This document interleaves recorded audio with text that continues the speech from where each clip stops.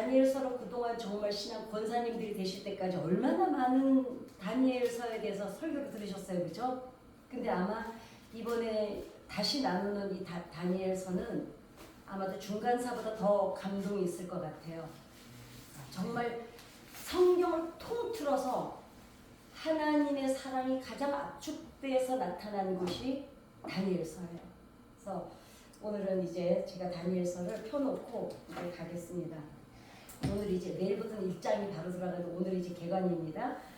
고대 사람들, 메소포타미아, 그 다음에 바벨론, 아수르, 이 당시 고대 사람들은 밤하늘의 별들을 신들이 그러니까 많은 신들이 여러 신들이 그러니까 달신도 있었고 태양신도 있었고 막 그 신이 있었잖아요. 자신들을 그러니까 신들이 자신들을 드러내는 공간이 하늘이라고 생각을 했어요. 그래서 그 중에서 자신들이 택해서 이제 어떤 신을 섬기는 거예요. 그래서 고대 그리스 사람들은 밤하늘에 있는 12개의 별자리가 태양을 지나가는 곳에 있는 12개의 별자리가 바로 인류의 이 세상의 모든 삶을 주관한다. 12개의 별이. 그래서 우리 지금도 뭐가 있나요? 별자리 운세가 있죠. 네. 이게 고대 때부터 지금까지 내려오는 겁니다. 예. 오늘날에도 별자리를 보면서 의미를 부여하는 것은 이렇게 별자리 운세도 있고 또 우리도 지금 뭐 아무튼 그 별자리 많이 보면서 연구를 여전히 하고 있잖아요. 하고 있는데 이 당시 그때부터 시작된 이 별자리가 이 고대의 그 천문학이 오늘 이 시대까지 그러니 얼마나 대단한지 모릅니다. 사실은. 그리스 사람들이 믿었던 12개의 별자리를 전문적인 용어로 황도 12궁.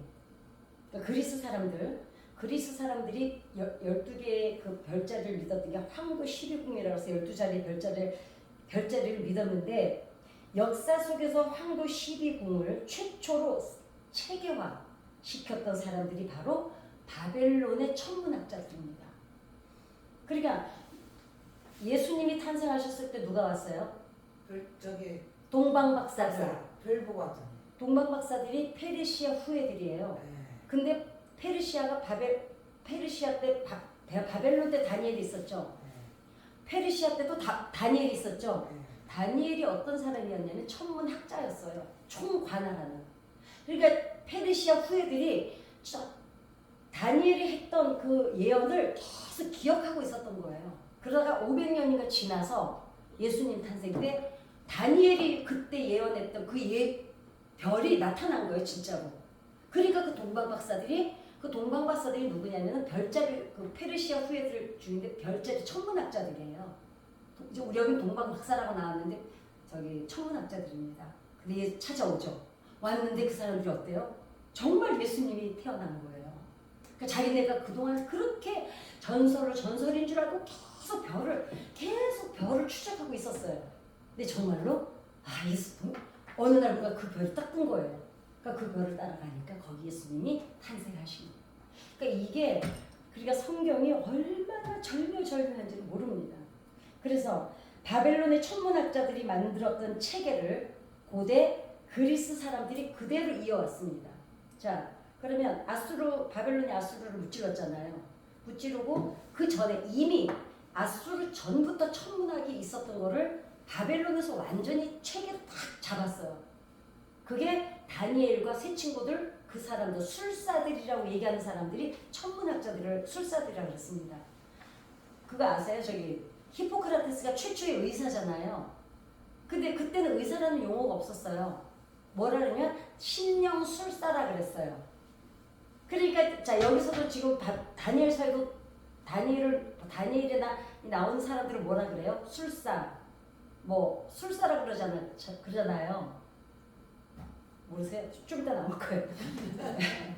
갑자기 뻥치는데 바벨론에 여기서 저기 느부갓네살이 꿈을 꾸잖아요. 네. 근데 누구를 불러요? 술사들을 부르잖아요. 술사가 아니에요. 천문학자들이에요. 왜냐? 히포크라테스도 의사인데 의사라는 용어가 없어서 뭐라 불렀다고요? 신령술사요. 예. 그러니까 성경이나 역사에 나온 술사들은 천문학자나 의사들입니다. 예, 그렇게 아시면 돼요. 지금 우리처럼 무슨 무당이나 이런 사람들이 아닙니다. 번역이 잘못돼서 그래요. 네. 자, 그렇다면 그럼 바벨론의 천문학자들은 누구인가? 그 당시에 바벨론 제국에 살아가던 천문학자들인데 바벨론의 천문학자들이 천문학이라는 꽃을 피우기까지 적어도 1500년 이상, 바벨론 이전에 1500년 이상을, 즉 고대 메소포타미아 시대에는 어느 시대냐면 아브라함 시대입니다. 예, 아브라함 시대, 그 다음에 바벨탑을 쌓았던 시대, 요때가 고대 메소포타미아 시대예요. 이 시대에 그때부터 전에 내려오는 천문학의 데이터들이 쌓여서 만든 결과가 바벨론의 천문학이에요. 자, 이렇게 생각하시면 돼요. 지금 우리 네이버고 뭐고 계속 들어가서 우리 검색을 하죠. 이 검색을 하면 어떻게 될까요? 계속 데이터가 쌓이는 거예요. 그러니까 이 컴퓨터가 자기 혼자 아는 게 아니라 우리가 무슨 질문을 했을 때 얘가 대답을 하면서 얘도 배워서 자기가 입력을 해요. 그걸 데이터라고 그러거든요. 이 사람들이 이런 데이터가 벌써 이때에 1500년이 쌓였다는 거예요. 우리 지금 데이터는 100년도 안 됩니다. 그쵸? 100년도 안 돼요. 지금 우리 컴퓨터 같은 게 나와서 뭐 된 지 얼마나 됐어요. 그죠? 이 사람들이 훨씬 오래된 데이터를 가지고 있는 거죠. 자, 그러면은 이 데이터가 어느 정도로 중요한지, 그럼 이제 내일부터 나오는 거니까 내일 나중에 만약에 안 오시면 제가 영상 올려놓는 데 가서 보시면 됩니다. 아브라함과 동시대로 살아가던 메소포타미아 문명의 목동들, 그러니까 아브라함 시대의 초창기잖아요. 이때 양을 치던 목자들까지 천문학을 실생활에 적용을 했대요. 그러니까 천문학이 지금 우리 시대에서 온 게 아니죠. 어마어마한 데이터를 가지고 있는 겁니다, 지금. 그래서 메소포타미아 문명은 헨리 해성이 뭐냐 하면, 헨리 해성 들어보셨어요, 혹시? 다행이네. 헨리 해성이라는 게 뭐냐면 별인데요. 지구에서 76년 주기로 지구에서 멀리 떨어졌다가 76년 만에 돌아온대요. 76년마다 한 번씩. 이거를 헨리 해성이라 그러는데, 이거를 이 당시 메소포타미아 아브라함 시대, 바벨탑 쌓을 시대, 아브라함 그 시대에 벌써 이 헨리 해성을 다 그거를 이미 관측을 할 정도였대요. 야, 그러니까 대단한 거죠. 그러니까 바벨론을 우리가 그냥 바벨론 문화가 그게 그냥 문화가 아닙니다. 어찌 보면 대단한, 제가 다시 이제 쭉 다니엘서를 하면 저랑 같이 공부를 해보시면 야, 대단했구나를 알게 됩니다. 그리고 바벨론의 천문학자들이 그것을 그러니까 관측할 정도로 1500년간의 천문학을 쌓아서 가지고 체계화를 완전히, 그러니까 막 예를 들면 이런 거야. 다음에서도 우리가 검색하고 네이버에서도 검색하고 우리 온 세상에서 검색하잖아요. 이거를 바벨론에서 완전히 쫙 한 곳으로 모아서 집대성을 한 게 바벨론 천문학이랍니다. 지금도 우리 온 사방 우리는 막 퍼져 있잖아요. 그랬는데, 자, 바벨론은 천문학자들이 그거를 집대성해서 체계화시킨 것이라서 그 데이터야말로 엄청났다는 거예요. 이렇게 생각하시면 돼요. 지금 전 세계는 뭘 가지고 싸우는지 혹시 아세요? 뭐가 제일 중요한지? 정보 싸움입니다. 정보 싸움이에요. 그런데 몇 년 전까지만 해도 이스라엘이 전 세계의 정보의 95%를 가지고 있었어요. 네, 미국보다 더 대단했어요. 근데 이제 그리고 미국이 한 몇 프로 가지고 있고 뭐 러시아가 몇 프로 갖고 있고, 그러니까 그 정보를 모든 데이터 정보를 가지고 앉아있으면 여기 앉아서 전 세계 쫙 비밀을 다 보고 있는 거예요. 그렇게 생각하시면 돼요. 근데 바벨론이 그러면은 그럼 그 정보를 가지고 있는 걸로 끝나는 게 아닙니다. 정보가 돈이에요. 정보가 권력이에요. 왜냐? 정보가 있어야 뭐든지 하니까 전쟁을 하든지 뭐 무역을 하든지 뭘 하든지 다 지금은 정보 싸움이거든요. 그 정보가 돈이고 정보가 권력이에요. 그거를 바벨론에서 이걸 다 가지고 있었다는 거죠. 예, 그렇습니다. 우리나라 음력처럼, 자, 지금 우리가 양력 달력을 보잖아요. 농사는 뭘로 지어요? 예, 맞습니다. 이 천문학을 가지고 있었던 거예요. 자, 우리나라 모든 농경 활동과 생활 사고 방식이 이 기준대로 움직이는 것처럼 바벨론의 천문학자들이 만든 이 기준에 따라서 농사를 짓고 날씨를 예견하고 농작과 수확을 결정하고 그 다음에 심지어는 가뭄과 홍수와 역병과 병충해까지도 이 지식 체계에 의해서 관측을 할 정도였다고 합니다. 예. 그러니까 이 바벨론의 정보가 없으면 자 이거를 모르면은 농사를 언제 지어야 되는지 언제 뭘 해야 되는지 아무것도 모르는 거예요. 근데 바벨론에서 이 정보를 다 가지고 있었던 겁니다. 이제. 자, 그러니까 바벨론의 천문학이야말로 그 자체로 뭐라고요? 권력이고 돈이고 성공이었던 겁니다. 지난번에 이스라엘하고 어디하고 전쟁 났죠? 그때 왜 이스라엘이 당했는지 혹시 모르시죠? 정보를 캐치를 못했던 거예요. 그 정도예요. 정보 하나를 놓치고 나면 전쟁이 일어나서 몰살을 당할 수도 있는 거예요. 그렇게 지금 정보 싸움이 정말 피 터지는 싸움입니다. 자, 그러면 바벨론이 유다를 몇 번 침공을 했냐면 3번을 침공을 했습니다. 첫 번째 침공을 했을 때 누굴 잡아오냐면 여호야김 왕을 잡아와요. 여호야김 왕을 잡아오면서 누구를 잡아오냐면 귀족들 아이들을 다 데려옵니다. 똑똑한 아이들을. 왜 데려오느냐? 왕족을 먼저 씨를 말리는 거예요. 적국에. 그러니까 우리나라도 어때요? 옛날에 쳐들어오면 누구를 잡아갔어요? 왕은 납두고 허수아비를 세워놓고 누굴 데려갔죠? 세자. 예, 세자 잡아갔잖아요. 왜냐? 왕족을 잡아가서 몇 년씩 거기서 뭘 해요? 세대 교육을 시켜서 보내는 거예요. 그죠? 왜냐? 그래야 정체성, 우리나라의 자부심, 우리나라의 정체성, 우리나라의 사고, 자존감을 완전히 없애버립니다. 그래서 바벨론이 1차 침공 때 왕과 왕족들을 잡아간 이유는 이제 얘네들을 교육을 바벨론식으로 완전히 사고방식을 바꿔놔야 되는 거예요. 그래야 바벨론에 충성을 하니까. 한마디로 마음대로 부려먹을 수가 있게 하려고. 그래서 이때 그럼 유다가 왜 망했습니까? 하나님이 경고를 계속 하셨어요. 제발 말 들어라. 안 듣죠? 계속 이집트 의지하고. 그러니까 이겁니다. 이스라엘이 사실은 아주 작은 나라잖아요. 우리나라 여의도 강원도만 한 나라잖아요. 지금도. 그런 나라인데 하나님이 함께 하실 때는 주변 어떤 국가도 건들지를 못했습니다. 그죠? 그리고 하나님이 함께 하실 때는 굶어 죽지를 않았어요. 가뭄도 없고 병충해도 아무것도 없어요. 그냥 아주 이상적인 삶을 살아요. 그런데 조금만 편안하면 어떡합니까? 또 이웃나라 가서 기웃거리고 이웃나라 신들 기웃거리고. 그래서 하나님이 계속 경고를 하죠. 근데 그 당시 마지막 그 이스라엘이 망할 때 어땠냐면 선지자들이 거짓말로 예언을 했어요.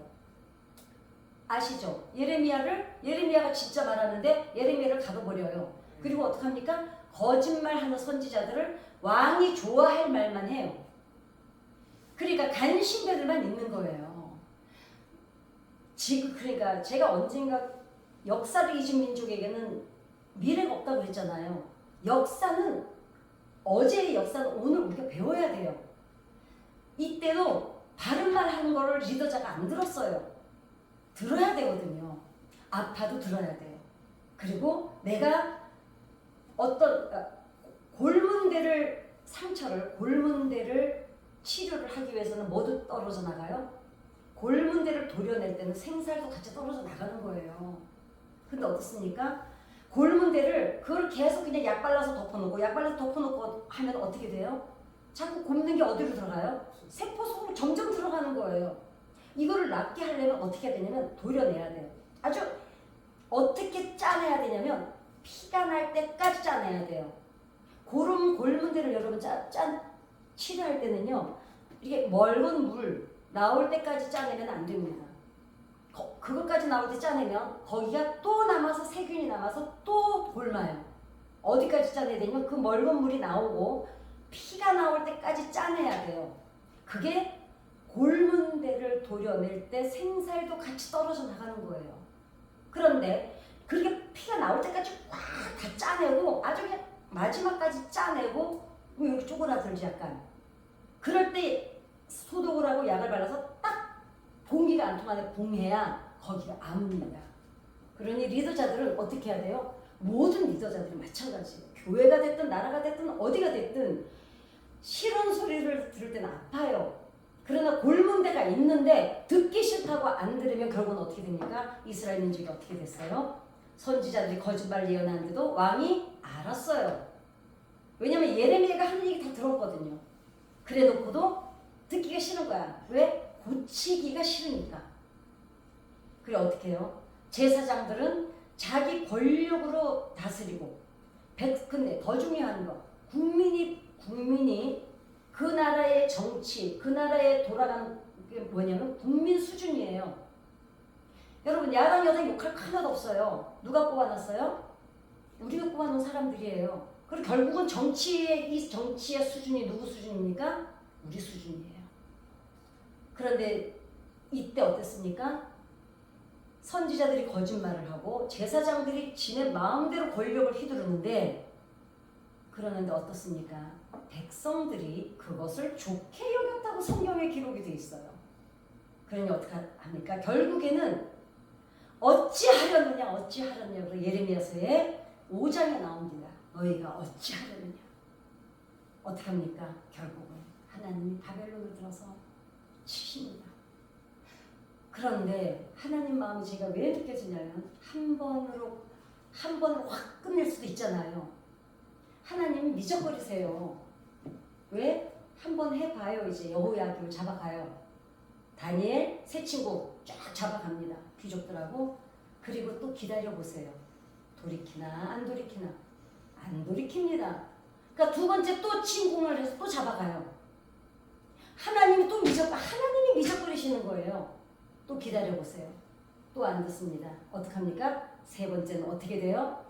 예루살렘 성전을 완전히 파괴해서 어떡합니까? 거기에 기물들을 다 마르둑 태양신 신전에 술잔으로 가져갑니다. 그렇게 완전히 황폐하게 아주 기다리다 안 되니까 어떻게 해요? 결국은 그렇게 유다가 멸망을 합니다. 이때 잡혀간 게 어떻겠어요? 결국은 여호야김 왕과 다니엘과 세 친구 귀족 아이들을 잡아갑니다. 그러니까 하나님께서 바벨론을 세 차례 걸쳐 침공하고 했던 것은 하나님께서 계속해서 돌이킬 기회를 주신 거예요. 그럼에도 유다 사람들은 이집트를 의지하기 바빴습니다. 그리고 마침내 바벨론은 1차 침공을 했고 1장에서 주목해야 될 대상은 왕족과 귀족들의 자녀들입니다. 자, 이 소년들의 심정을 그러니까 어른들 얘기를 하는 게 아닙니다. 지금은 이 소년들의 심정을 이해하고 그들의 눈으로 본문을 봐야.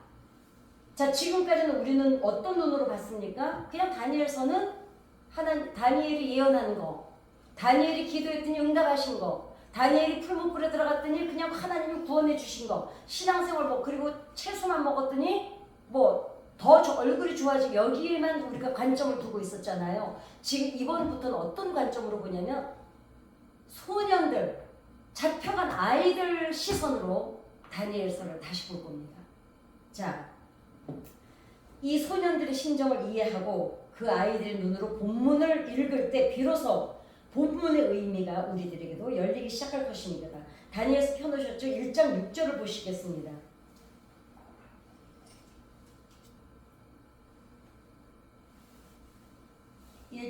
6절 7절만 읽겠습니다. 시작.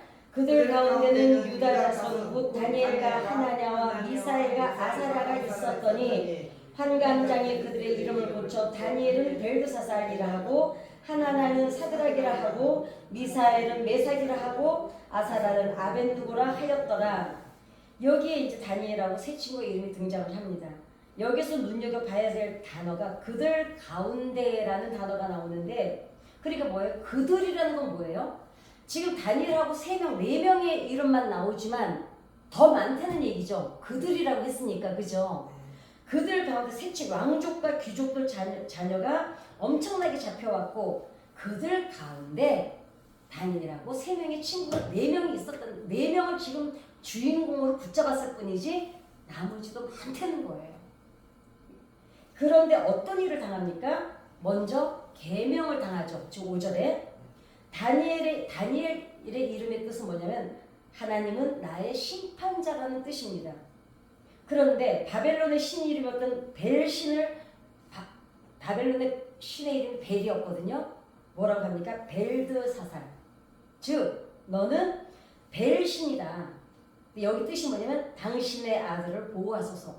지금 하나님은 나의 심판자였던 다니엘 이름을 신한테 이 아이를 바치면서 뭐라고 하냐면 이 아들을 보호하소서.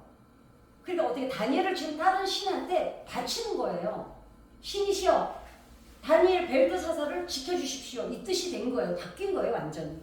그 다음에 다니엘 그날 하나냐의 이름은 하나냐는 하나냐 하나님은 은혜로우시다는 뜻이거든요. 근데 사드락으로 바꾸죠. 이거는 뭐냐면 태양신에게 배운다. 자, 바벨론인 어떤 신을 섬겼습니까? 마르도 태양신을 섬겼어요. 그런데 하나님의 은혜 가운데 살던 얘를 하나님을 버리게 만들고 어떡합니까? 아, 나 이제부터는 태양신한테 배울 거야. 이걸 바꿔버리는 거예요. 그 다음에 미사일은 하나님과 같은 자가 누구냐는 뜻을 가지고 있었는데 바뀌어서 이럽니다. 욕망의 신과 같은 자가 누구냐라는 뜻으로 메삭이라고 바꿉니다. 그러니까 하나님 같은 분이 누구예요? 그러는데 이젠 하나님은 욕망의 신이 아니시죠? 근데 여기는 뭐라 그래요? 욕망의 신 같은 자가 누구냐? 이걸로 또 바꿔요. 그 다음에 아사라는 하나님 야훼께서 도우셨다는 뜻이거든요. 근데 여기에 뭐라 그럽니까? 아벤누고라는 이름은 너는 느보신의 종이다. 이렇게 바꾼 거예요. 그러니까 완전히 아직 여기하고 완전히 반대되는 걸로 완전히 계명을 시켜버립니다. 여러분 계명이 얼마나 중요한지 아시죠? 사람들이 왜 여러분 애기들 낳으면 요새는 뭐 그냥 이쁜 이름 찾아 짓잖아요. 옛날에는 어떻게 했어요? 심각하게 지었잖아요. 왜 그랬어요? 이름대로 된다고. 그 말이 맞아요. 계속 자기 이름을 어떡합니까? 평생 그 이름, 한 번 이름을 지으면 평생 그 이름을 가지고 자기가 불리잖아요. 그러니까 이렇게 생각하면 돼요. 너는 못생겨서, 너는 바보야, 너는 모자라. 이 말을 계속 듣고 자라는 아이와 너는 어쩌고 이렇게 이쁘니, 너는 너무 똑똑해, 너는 지혜로워. 이 말을 계속 듣고 자라는 아이하고 자존감이 어떻게 했냐고요. 근데 지금 이 네 명의 아이들은 어떻게 합니까? 완전히 이 이방 신들에게다 애들을 그냥 맡겨버리는 이름으로 바꾼 겁니다. 이 소년들의 이름에서 하나님 이름이 다 등장을 하는데 어떻게 해요? 하나님을 다 빼버려요. 그리고 이방 신들의 이름으로 바꿔버립니다. 그럼 뭐예요? 정체성을 바꾸고 정체성을 바꿔버리는 거예요. 내가 누구인지. 우리가 나는 대한민국 국민이야. 이런 게 있잖아요. 얘네들한테 우리는 유대인, 하나님의 선택한 하나님이 선택한 민족의 백성이야. 이게 있었는데 어떻게 해요? 그 정체성이 없어지는 거예요. 왜? 마르독한테 바쳐졌네. 욕망의 신이네. 벨신이 날 도와줄 수 없고 이렇게 다 바꿔버리는 겁니다. 그리고 세뇌시키는 작가 이 아이들에게서 이제 유대인의 그 흔적을 다 물을 이제 빼버리는 작업을 하는 겁니다. 그리고 이 근데 소년 애들한테 제가 이제 아이들 청소년 사역을 하잖아요. 상담사잖아요. 아이들은 가르친 대로 배우질 않습니다. 그럼 어떻게 배울까요? 아이들은 본 대로 행동합니다. 그러니까 그러잖아요. 보고 배운 대로 산다고. 애들은 이렇게 해라 저렇게 해라 한다고 애들이 하던가요? 안 합니다. 부모가 어떻게 사느냐를 보고 아이들도 똑같이 살아갑니다. 그래서 부모는 아이들에게 뭐라고요? 거울이라. 그리고 바벨론에 와서 이 소년들이 어떤 교육을 받았는지 4절을 읽어보시겠습니다. 시작. 곧 흠이 없고 용모가 아름다우며 모든 지혜를 통찰하며 지식에 통달하며 학문에 익숙하여 왕궁에 설만한 소년을 데려오게 하였고 그들에게 갈대아 사람의 학문과 언어를 가르치게 하였고 자 술사가 아니죠. 학문과 언어를 가르쳤죠. 그 그죠? 1500년 넘게 쌓아온 그 지식, 그 축적된 빅데이터 교육을 이때부터 시키기 시작한 거예요. 이 아이들을.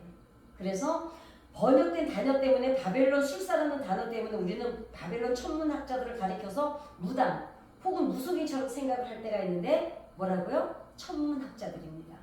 예. 음력만 하더라도 몇 년 후에 달의 주기와 절기와 심지어 음력은 몇 년 후에 개구리가 깨어나는 날짜까지 예측을 하거든요. 음력 날짜로는요. 근데 양력은 못하죠.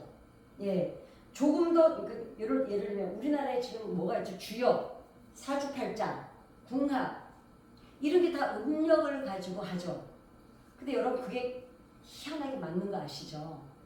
그거는 미신하고 또 달라요. 그거는 어떤 데이터를 가지고 하는 겁니다. 그러니까 사주팔자, 궁합 이런 거는요. 뭐 귀신한테 의지, 무당이나 점을 치는 사람들은 뭐 어떤 신을 모셔놓고 하잖아요. 근데 저기 주역이나 사주팔자, 궁합 이런 거는요. 데이터를 가지고 합니다. 이제 거기서 약간 변질된 사람들이 뭐 뒤에다가 뭘 막 채려놓은지도 모르는데 정말 정통으로 사주팔자나 궁합을 역술이나 주역하는 사람들은요. 귀신 안 믿어요. 그냥 별자리 이런 거 가지고 데이터를 가지고 알려줍니다. 그래서 지금 아무튼 21세기인데 이 몇천 년 전에 6,000년 전이에요. 6,000년 전. 그때부터 쌓은 빅데이터를 지금도 활용을 하고 있습니다. 그리고 어떻게 해요? 3절을 한번 읽어보겠습니다. 시작. 왕이 황관장 아스부나스에게 말하여 이스라엘 자손 중 왕족과 귀족 몇 사람, 자, 이 소년들의 운명이 바뀌죠.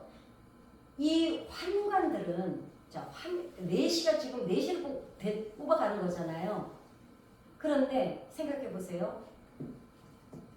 저 나라의 왕족 아이들을 데려와요. 아주 똑똑한 아이들을 데려와가지고 어떻게 하냐면 내시를 만들어버려요. 그러면 이 아이들은 어떻게 합니까? 후손을 낳지를 못하죠. 그럼 어떻게 해요? 일회용이 되는 거예요. 이 똑똑한 다니엘부터 아예 똑똑한 애들을 데려다가 이 바벨론에서 무슨 짓을 했냐면 내시를 만들어버려가지고 철저히 교육을 시켜서 자기네가 쓸 때까지 딱 쓰고 버리는 폐기용인 거예요. 왜냐? 자손이 없으니까 그 후손이 없잖아요. 그러니까 그 세대만 쓰고 사라지는 다음 세대는 없는 한 세대만 쓰는 용도로 일회용으로 바꿔버린 거예요.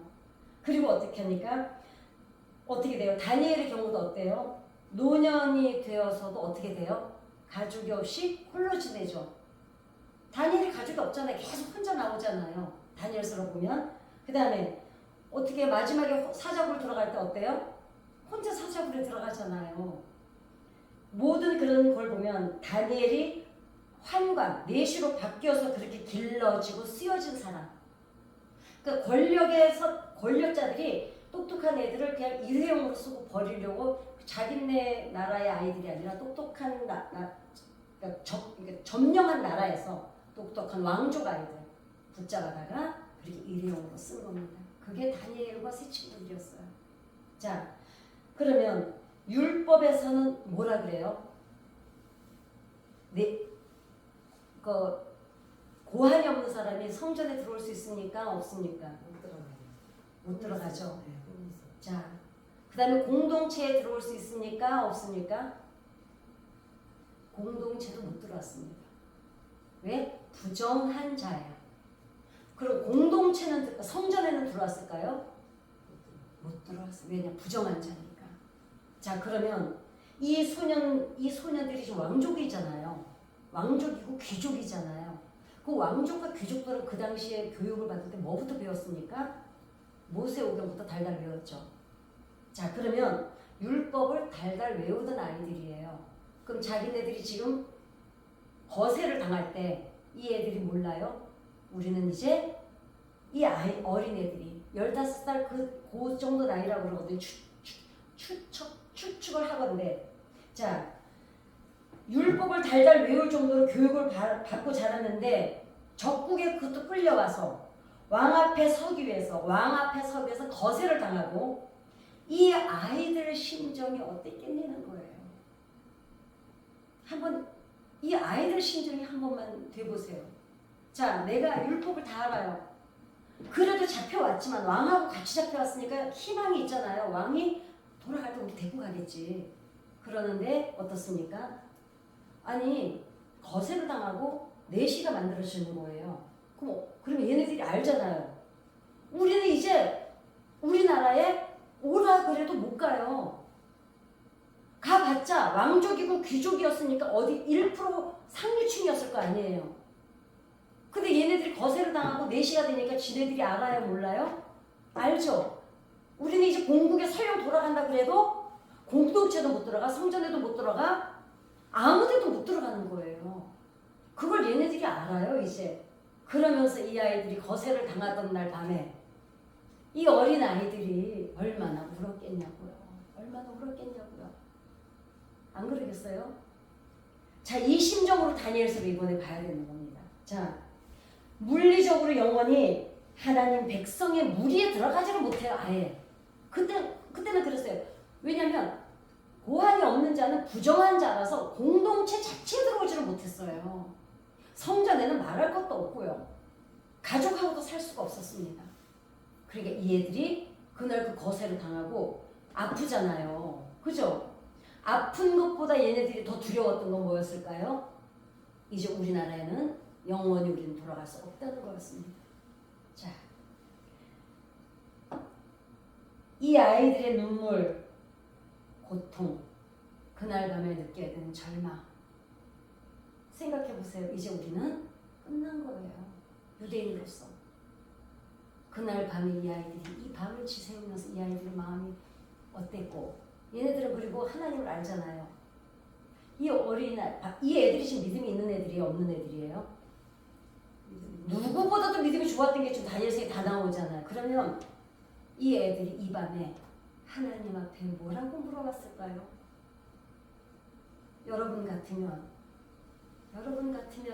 이 아이들이라면 여러분 이 밤에 하나님 앞에 뭐라고 물어보시겠습니까? 하나님은 정말 계십니까? 영원히 우리 버리시는 거예요? 얼마나 이 아이들이 하나님한테 듣고 싶은 말이 얼마나 많았겠어요. 그죠? 여러분들도 문제를 놓고 하나님 앞에 기도할 때 듣고 싶은 말이 얼마나 많아요. 그런데 이 아이들은 얼마나 더 듣고 싶은 말이 많았겠어요. 그런데 환관이 되기 위해서 몇 년을 길렀다고요? 3년을 기릅니다. 3년을 교육을 받아요. 4시가 되기 위해서 4시간. 4시가 된 것도 지금 죽을 맛이 이제 끝났는데, 인생이 끝났다 생각하는데, 그럼 이 3년의 기간 동안 이 어린 아이들에게 이 기간은 어떤 기간이었을까요? 피눈물의 기간이었을 겁니다. 그런데 자, 1차 침공 때 왕하고 같이 잡혀왔습니다. 그런데 3년이 지났어요. 이제 내시로서 완전히 교육이 끝났어요. 그런데 여러분, 여호야김 왕이 3년 만에 예루살렘으로 돌아갑니다. 왕이. 그런데 함께 잡혀왔던 왕은 돌아가는데 남겨지는 이 소년들은 어땠을까요? 우리가 공동체도 못 들어가고 성전에도 못 들어가고 부정한 자가 되긴 했어도 그래도 어린애들인데 고향으로 안 돌아가고 싶었겠어요? 왕이 돌아가니까 당연히 우리도 귀족이고 왕족이었으니까 데려가겠지 했을 거 아니에요. 근데 왕만 돌아갑니다. 나는 이거 아까 혼자 여기 살아. 왜 눈물이 나냐면 그 애들이 그 왕이 돌아가는 걸 보면서 남아서 그 돌아가는 왕을 보면서 남겨진 아이들이 얼마나 울었겠냐고요. 우리도 가고 싶은데 엄마 아빠 보고 싶고 고향이 그리운데. 그러면 포로로 잡혀올 수밖에 없는 직접적인 원인 제공은 누가 했어요? 어른들이 했어요. 왕이 했고요. 그런데 남아서 4시가 돼서 이 나라에 볼모로 잡혀있는 건 이 아이들인 거예요. 소년들은 이제 남자아이들인데 더군다나 거세를 당했습니다. 이제는 고한이 없어요. 그런데다가 이스라엘 법으로 하면 영원히 거룩해질 수가 없는 거예요. 이제 끝난 거예요. 인생이. 갈 수도 없고 나가 있을 수도 없는. 그리고 그 기간이 이 3년 안에 다 들어있는 거예요. 그러니 이 3년 동안 이 아이들이 어떤 마음이었겠습니까? 그러니까 이 애들이 그랬을 거 아니야. 하나님은 도대체 어디 계실까? 하나님은 도대체 뭘 하고 계실까를 얼마나 물어봤겠어요. 하나님 앞에. 살면서 여러분 답답할 때 하나님 앞에 기도할 때 정말 하나님이 침묵하실 때 있으시죠? 벽 앞에 서서 나 혼자 얘기하는 것 같을 때. 아니 이럴 때 있어요. 내가 기도를 하는데 응답이 당장 안 주어져도 괜찮아요. 그런데 이럴 때가 있습니다. 내가 기도를 하는데 하나님이 듣고 계신다는 확신이 올 때가 있어요. 그럴 때는 어떠세요? 응답이 안 주어져도 이미 나는 뭐예요? 응답 받았어요. 왜? 아, 하나님이 지금 내 문제를 알고 계시는 것만으로도 우리는 이미 위로를 받아요. 그리고 문제가 해결이 안 되는데 하나님이 내 문제를 관심 갖고 계시고 나와 함께 하신다는 그 자체만으로 뛰어넘어요. 그 문제가 해결이 안 돼도 이기고 나가요. 그런데 이 아이들은 어때요? 지금 벽 앞에. 그런데 어떠세요? 기도하러 왔는데 아무리 기도를 해봐도 도대체 이게 있잖아. 하나님이 아무 마음에 왜 감동이 없을 때 있으시죠? 막 답답할 때 이 애들이 이 심정으로 지금 하나님 앞에 물어보는 거예요. 하나님은 어디 계실까? 하나님은 뭘 하고 계실까? 자, 1절 2절을 읽어보겠습니다. 시작. 유다 왕 여호야김이 다스린 지 3년이 되는 해에 바벨론 왕 느부갓네살이 예루살렘에 이르러 성을 에워쌌더니 주께서 유다 왕 여호야김과 하나님의 전그릇 얼마를 그의 손에 넘기시매 그가 그것을 가지고 신할 땅 자기들의 신들의 신전에 가져다가 그 신들의 보물 창고에 두었더라.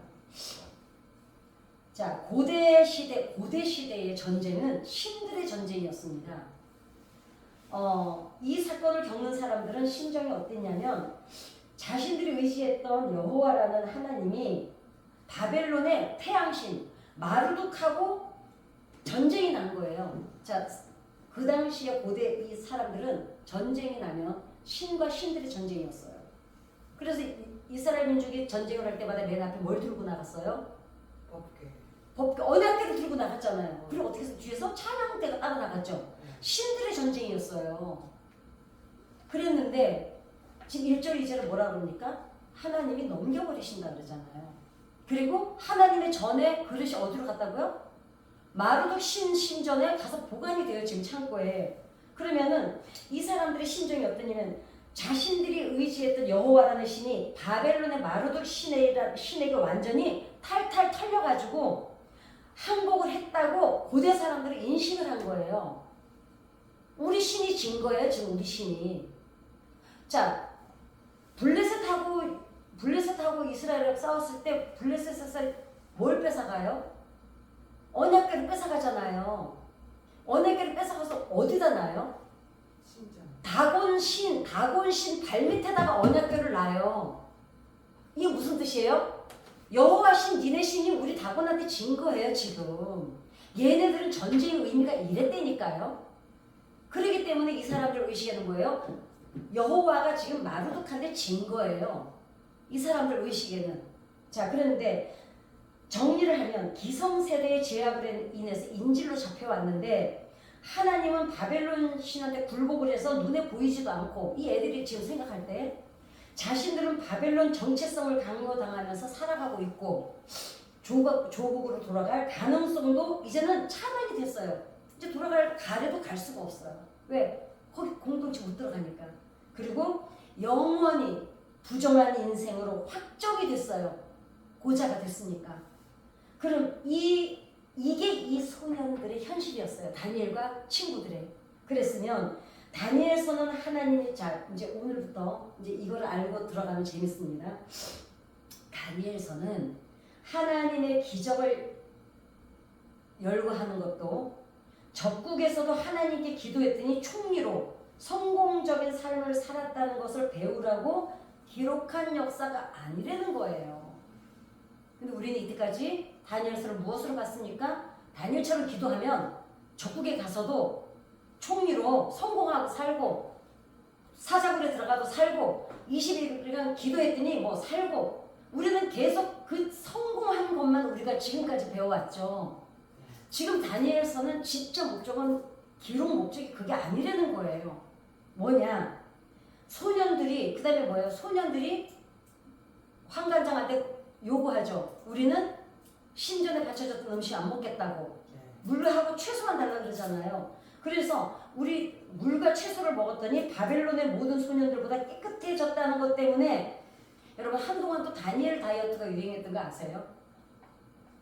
이게 아니라는 거예요. 그 얘기를 하려는 게 아니라는 거예요.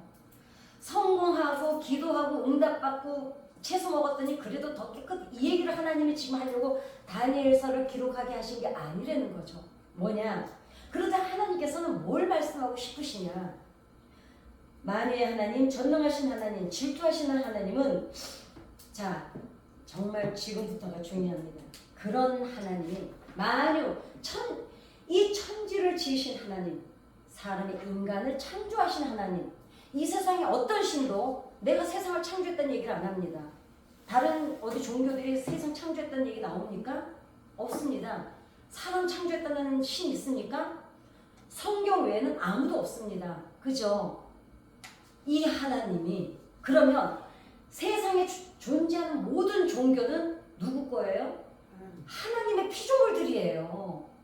하나님이 만드신 인간이 만들어 놓은 신이에요. 우리는 어떤 하나님, 우리는 어떤 신을 믿냐면 우리를 만드신 신을 믿거든요. 세상 사람들은 어떤 신을 믿어요? 자기네들이 만든 신을 믿어요. 이해가 가시죠? 우리는 우리를 지으신 하나님을 믿어요. 세상 사람들은 지네가 이걸로 하나 만들어 놓고 우리가 만들어 놓고 여기다 절을 해요. 이게 다르거든요. 그런데 보세요. 그런데 다니엘서의 하나님은 지금 하나님이 어떻게 되셨나 보세요. 자, 하나님은 스스로 낮아지셨죠. 왜요? 마르독한테 지셨잖아요, 지금. 이스라엘이 졌잖아요. 그 다음에 어떻게 굴욕을 당하셨습니까? 성전의 기물이 마르독 신전으로 옮겨주는 굴욕을 당하고 계세요, 하나님이. 그 다음에 그런데 이런 굴욕을 낮아지고 굴욕을 당하면서까지 하나님이 그럼 이 소년들에게 말하고 싶었던 건 뭐였을까요? 이렇게까지 당하면서 하나님이 다니엘서에서 도대체 뭘 얘기하고 싶으셨을까?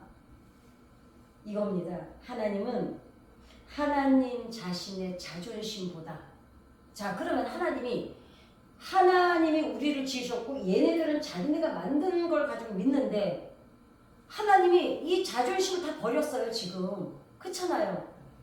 자존심을 다 내려놨어요. 왜냐하면 하나님이 승질대로 하신다면 어떻게 해야 돼요? 바벨론이 쳐들어왔을 때 이겨버리셔야 돼요. 하나님 자신만 생각하면. 하나님 지금 체면이 땅에 떨어졌잖아요. 그러니까 본인 생각만 하셨다면 지금 이렇게 지시면 안 되는 거예요. 이기셨어야 되죠. 그런데 하나님은 자신의 자존심보다 그 다음에 거룩한 백성으로부터 버려진 이 소년들에게 내가 너희를 버리지 않고 너와 함께하고 너희 곁에 있다는 메시지를 전하고 싶었던 것이 하나님에게는 더 가치 있고 더 중요한 얘기였다는 거예요. 이해가 되십니까? 이 개망신을 하나님이 다 당하고 바닥에 다 떨어지고 남의 신전에 전능하신 하나님이 사람이 만들어 놓은 신한테 가서 그 성전 기물에 다 가서 바쳐지면서도 도대체 하나님은 왜 이러셨을까? 그런데 하나님은 이 자존심을 다 내려놓으시면서도 얘들아 나는 내가 이렇게 다 개망신 당해도 괜찮아. 그럼에도 불구하고 너희들이 더 가치 있어. 그러면 이렇게 묻는 사람들이 있겠죠. 그러면 우리가 더 같이 있으면 우리가 여기까지 와서 4시가 안 되게 했어야죠. 그 얘기를 지금 하고 싶은 거예요. 그 얘기를. 성전과 율법으로부터 성전, 율법 격리됐죠. 이제 얘네들은. 그 다음에 이제 버림받았죠. 이 아이들한테 하나님은 무슨 얘기를 하고 싶으셨냐면 이사야서 43장을 보시겠습니다. 1절에서 3절까지 이사야서 43장 1절에서 3절까지 같이 합독하시겠습니다. 이사야 43장 43장 1절에서 3절까지.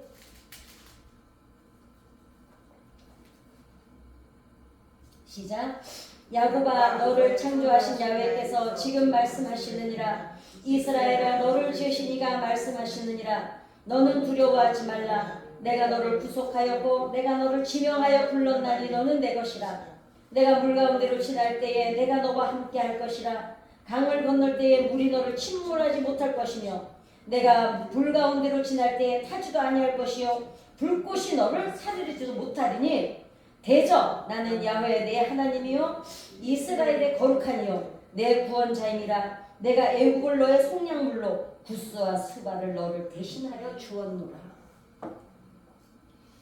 자, 이게 어디에 나타나냐면 이 소년들이 여러분 풀물불 용광로가 뭔지 아시죠?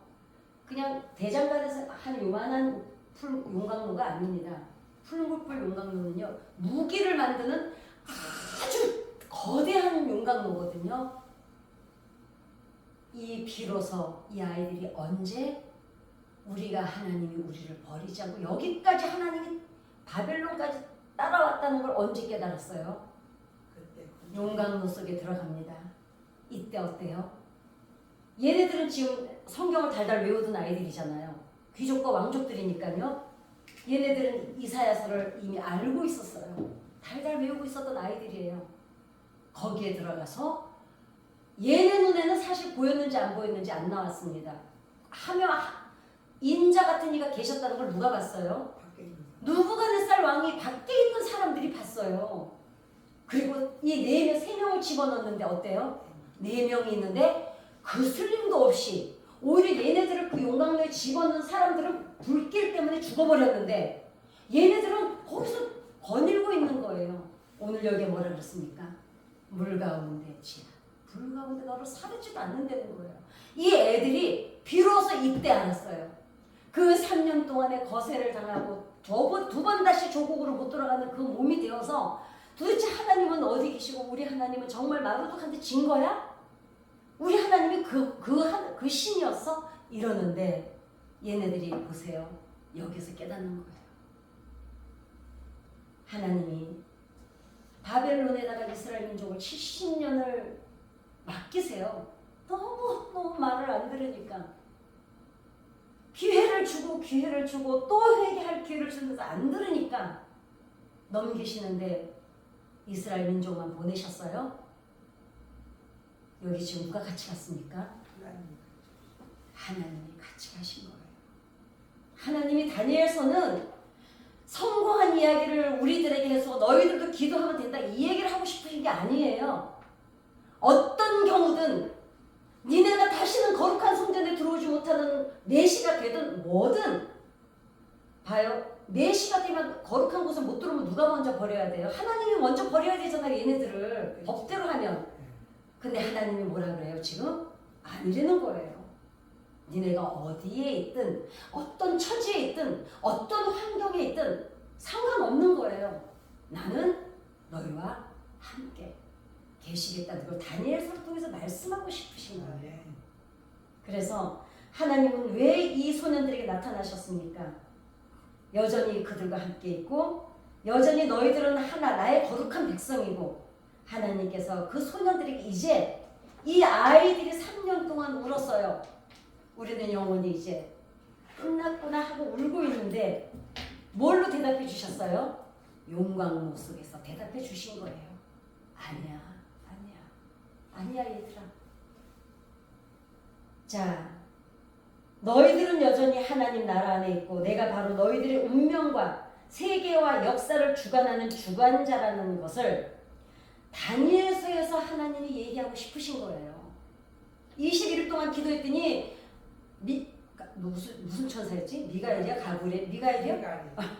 미가엘 천사가 첫날 응답했다 이 얘기를 하고 싶으신 게 아니에요. 그거는 너무 당연한 거라는 거예요. 하나님의 백성들에게는 기도하면 여러분 우리가 기도할 때 뭐에 의지해서 기도하세요? 말씀에 의지해서 기도하시잖아요. 여기서 32,500가지 응답받은 말씀이 있기 때문에 약속하신 말씀이 있어서 기도하면 이 말씀이 우리 삶에 이루어진다는 걸 알고 기도하시잖아요. 그쵸? 그러면은 이미 우리가 기도 하나마나 믿으면 이건 우리께 되는 거예요. 그쵸? 20일 단일 기도가 20일 동안 갈 필요도 없다는 거를, 자, 21일 동안 우리는 21일간 작전 기도할 때 어떡합니까? 끈질기게 끝까지 물고 늘어지는 기도를 하죠. 근데 하나님의 성경에는 뭐라 그러셨어요? 첫날 이미 듣고 응답하셨다는 거예요. 그 나머지는 왜 끈질기게 할까요? 못 믿어오니까. 내 손에 안 잡히고 아니면 아니라고 하나님은 약속하셨으면 그분은 틀림없이 그분은 거짓말하는 분이 아니에요. 여기에 있는 얘기를 우리에게 현실에 이루어지게 해달라고 기도했으면 된 거예요. 안 믿어지니까 계속 기도하는 계속 또 얘기하고 아니 여러분 자녀들이 어저께 엄마 나 저기 대학 들어갈 때 이거 등록금 얼마에 이렇게 얘기했어. 고3 때 대학 들어가기 전날까지 계속 얘기하면 엄마가 뭐라 그래요? 알았다는 것이 그렇지 않아요? 여기에 있는 거를 기도했으면 여러분 그 다음에는 그럼 그 다음 20일을 뭔 기도를 해야 될까요? 감사 기도하면 되는 거예요. 감사 기도. 왜? 하나님은 약속하신 분, 약속의 하나님은 이분은 약속을 틀림없이 지키는 분인데 아니 그거를 계속 쫄르고 있는 거예요. 첫날 기도 한 번 딱 해놨으면요. 그 다음부터는 그 말씀을 그걸 응답받았을 때 내가 어떻게 살아야 될지를 가르쳐달라고 기도하고 감사 기도하고 어떻게 살아야 될까 또 결심하면 되는 거예요. 나머지 20일은. 21일 동안 계속 그 얘기를 주구장창 하지 말고 그거를 지금 다니엘서는 얘기하고 싶은 거지. 그러니까 22일간 우리는 기도 작정하고 기도하잖아요. 그때 하는 얘기 뭐예요? 쉬지 말고 기도하고 끈기 있게 기도하고 죽으라고 붙잡고 기도하라는 얘기 하잖아요. 근데 왜 첫날 응답받은 얘기는 안 해요? 그거 오해하시면 안 되는 거예요. 어떤 말씀, 하나님이 말씀하신 거는 그냥 믿으면 되는 거예요. 안 믿어지니까 우리가 애가 타는 거죠. 자, 성전에 이제 하나님의 진심은 무엇입니까? 하나님은 보이지 않는 것 같은데 진짜 하나님의 관심은 어디에 있냐 이거예요. 자, 이 다니엘서가 지금 얘기하는 건 그 얘기예요. 하나님은 지금 하나님이 보이는 것 같았어요? 안 보이는 것 같았죠. 왜냐? 다 잡혀가고 성전이 다 파괴되는데 이 사람들이 하나님이 있다고 생각이 들었겠습니까? 우리 하나님이 마르독한테 졌다고 생각했을 이 시기에 하나님은 다니엘을 통해서 무슨 얘기를 하고 싶은 거냐면 하나님 나라 안에 하나님의 관심 안에 그 다음에 하나님의 진심이 너희들 곁에 있다는 것을 말씀하고 싶은 게 다니엘서의 기록 목적이 되는 거죠. 이해가 되셨습니까? 여러분 이 하나님이 여러분과 나의 하나님이신 줄 믿습니다. 아멘. 이제 오늘은 개관이었고 이제